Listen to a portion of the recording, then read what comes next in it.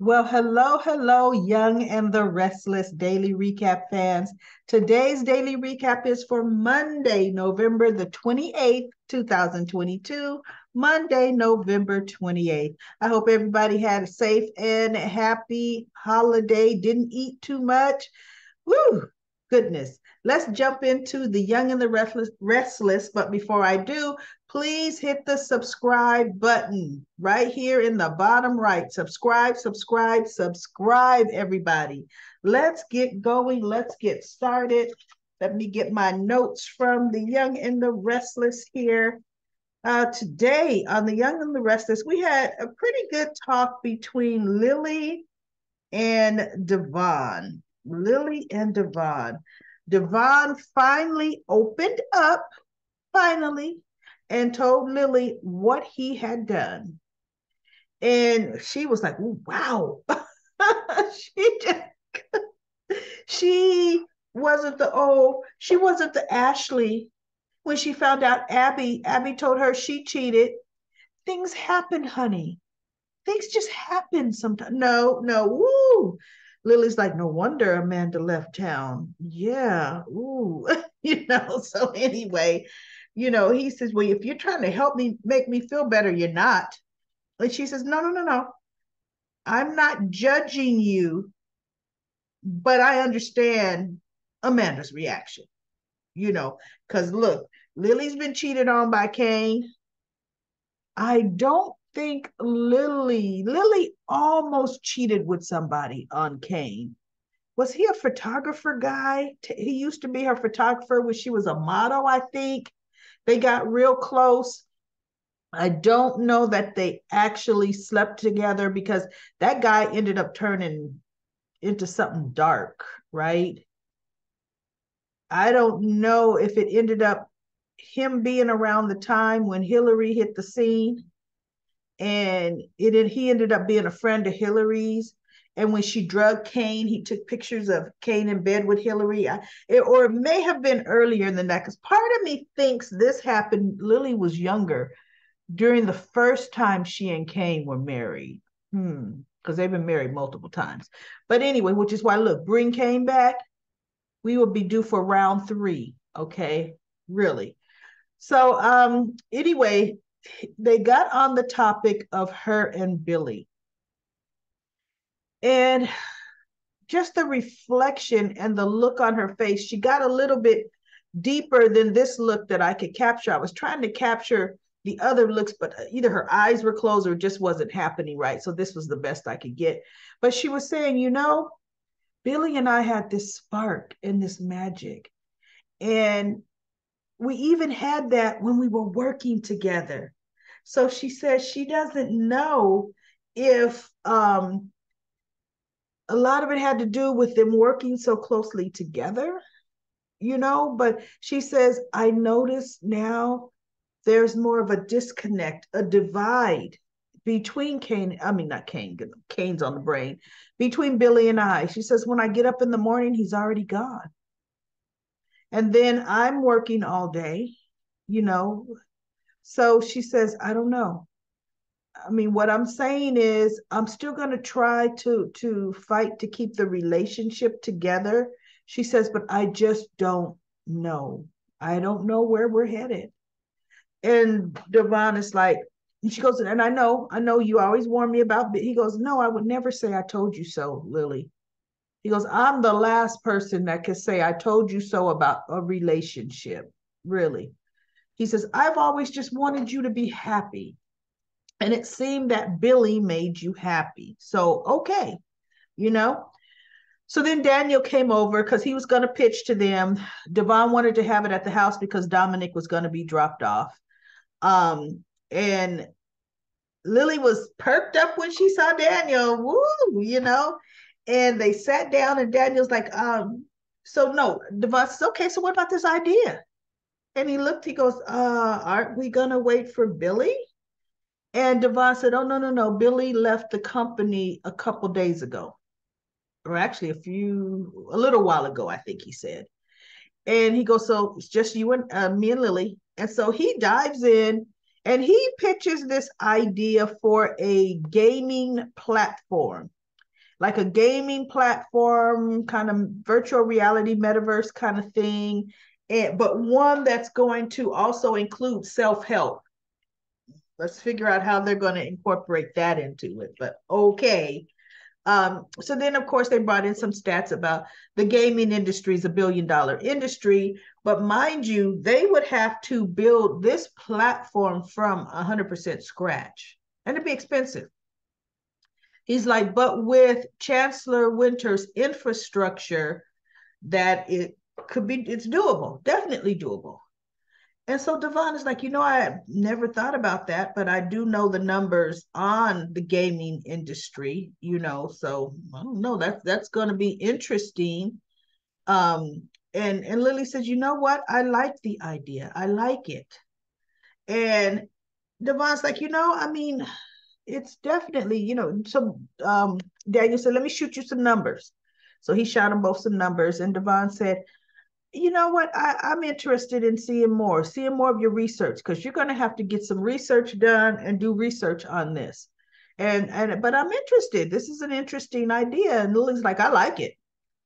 And I sat back and I thought, now, if this were Nate presenting this idea, would Devon have been interested?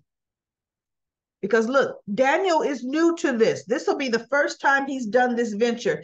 His big reveal to it, or education, or induction to it, is playing video games with his daughter, Lucy. That does not make you a metaverse and or a gaming creator. But I guess he's been working on this for a while, the mock-up for his game. He already pitched the idea on how the first game was going to go. So he has spent some time thinking about it, But let's contrast with Nate. Chancellor Winters is still within the first year of merging. It's only a few months since Nate pitched his music festival idea, right? And at least with the music festival idea, it fit alongside Devon's end and or supposedly Nate's end of the company, which was music.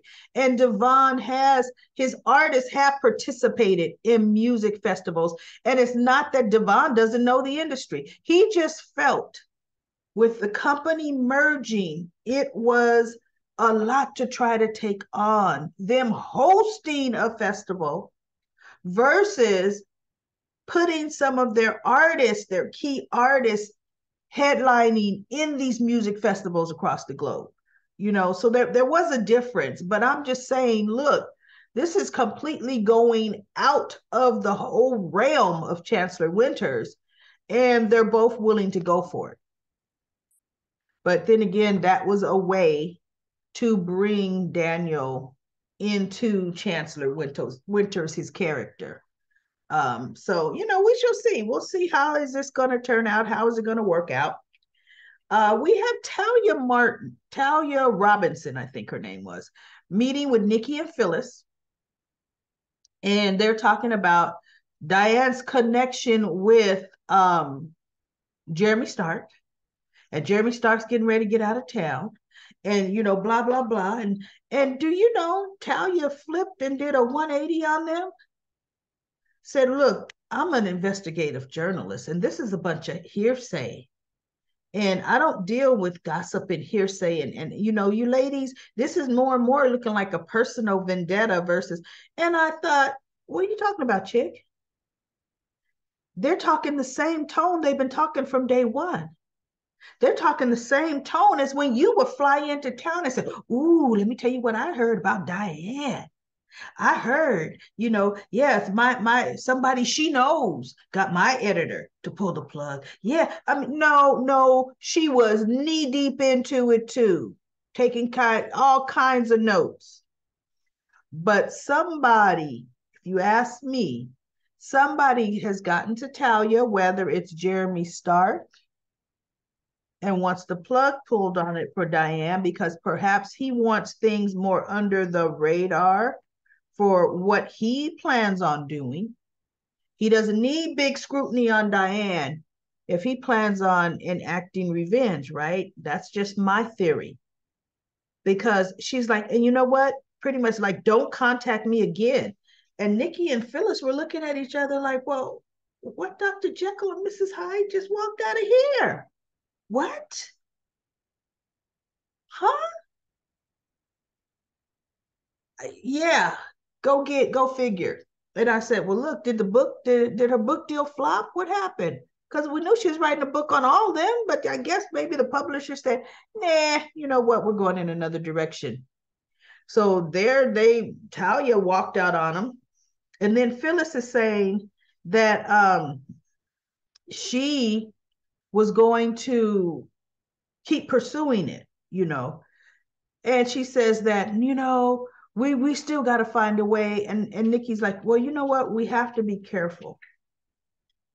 Jeremy Stark is a convicted felon.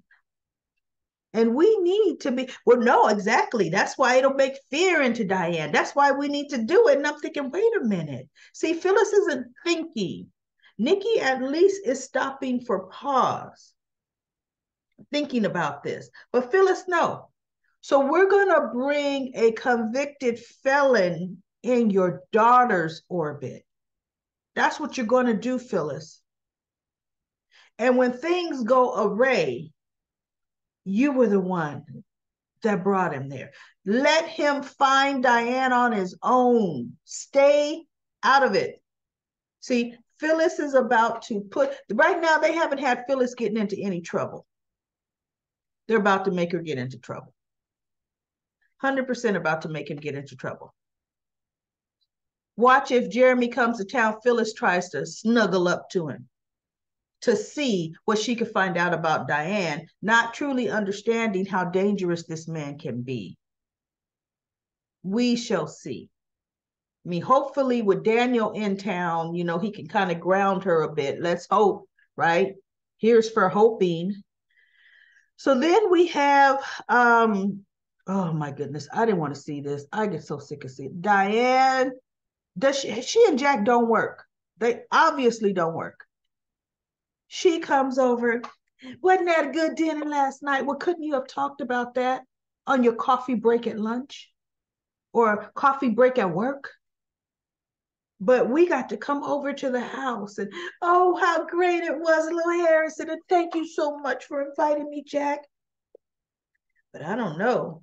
Ashley's abrupt departure, boy, that kind of put a damper on dinner. You see, she instantly went to bad talking his sister to him. Instantly, and he allowed it. Then she instantly went right back into what she had said before, how it's them against the world, and she needs to know she has his support and he is backing her because she is going to protect her family, almost like planted her flag in the house. I'm protecting this Abbott Castle, my realm here, with everything I have. And Jack is like, no, I'm not gonna let nothing happen. I'm protecting Harrison and Kyle. I'm protecting our family with you. And no, we're doing this together. So no, Ashley, I'm gonna deal with Ashley. Well, yes, you have to, because see, she is about, oh, she just, wow. And he was eating up every word, all on her side. And then all of a sudden, as we're so into fighting and we're gonna do this because I have worked so hard, Jack. I have worked so hard to prove myself to him. I am doing this for my son. I'm just trying to get back the relationship. And he's like, oh no, oh Diane, no, come here. Come on and bring it in. Come on. Oh, and he hugs Diane, poor Diane, who's just crying, and he did everything but rub her hair. Oh no, no, baby, no. And guess who walks in the door as this is happening? And as they hear the door, she slams the door. They both step back and look. And then Jack, you know how he gets when he bites his lip.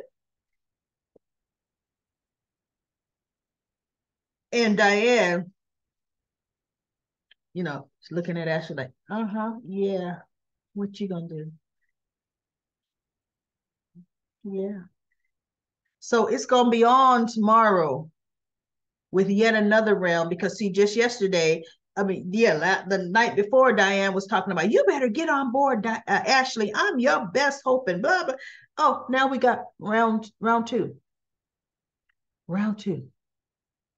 But what I love about it is Ashley is holding her own. She's actually pissed at Tucker because Tucker says my involvement is done, and she's like, "What do you mean your involvement is done? You hate Diane as much as I do." He goes, "Yeah, but you know what? I've given you all the ammo you need." And Ashley's kind of talking about, look, let me tell you something. You ain't give me everything I need because you know more. And if you want me, you're going to give me more. So Tucker looks at her and he goes, no, I see it. You don't want to admit it. But deep down, secretly, you want to get back with me. I know you do. I can just tell. And Ashley's just looking at him like, maybe. And that's only if you were good in the sack. But do you think I'm going to trust you? No. I'm telling you right now, I want you to take care of some stuff for me. And if you can't take care of it, then what do we have to talk about, Tucker? So that's about it yesterday. Nothing earth-shattering, but it was pretty good, for Monday coming back off. It was decent. But I just now we need that twist of Jeremy Stark coming into the picture because to me we're getting just a stalemate, stagnant stuff, really stagnant. So let's go to Comment Corner. Comment Corner. Libby says Billy's lost his dang mind. I like your theory about Noah and Audra's baby, but Noah is in a loving relationship with Allie, and he's been mourning the loss of fatherhood. So maybe something would have to happen to the relationship to make him consider turning the child over to his sister and her wife. Maybe we will find out Allie has been part of Diane's plan, or maybe Tucker planted her as Chemo's daughter. Really, they need to give us a job they need to give Libby and I jobs as writers so we can write on the show. Well, you couldn't pay me to write the show every day, but anyway, I could talk about it. Now, let's look at what'll break up Noah and Allie. Audra. And don't let Audra actually bring a child into it, a live baby there. Allie would be so insecure she wouldn't stand a chance. And that would break up Allie and Noah. Now, just because you bring in a baby in, and guess what? He better DNA test that baby 100%. But just because you bring in a baby in, it doesn't mean that Audra is a good mother.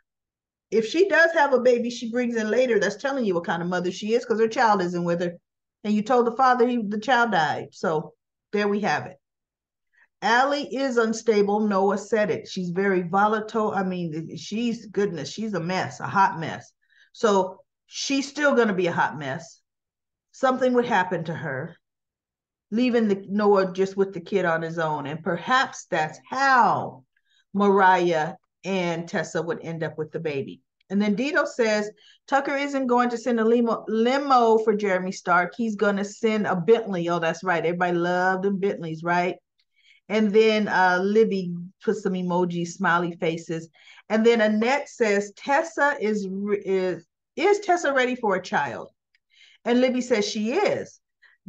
She's the one that brought it up to Mariah, if I'm remembering correctly. And they decided or discussed, rather than one of them getting pregnant with a donor, they wanted to adopt a child because they even talked about how difficult or how many difficult places children exist. And what a difference they can, or, children are in very difficult places, and what a difference they can make to a child, you know, a loving, stable home for an adoptive child.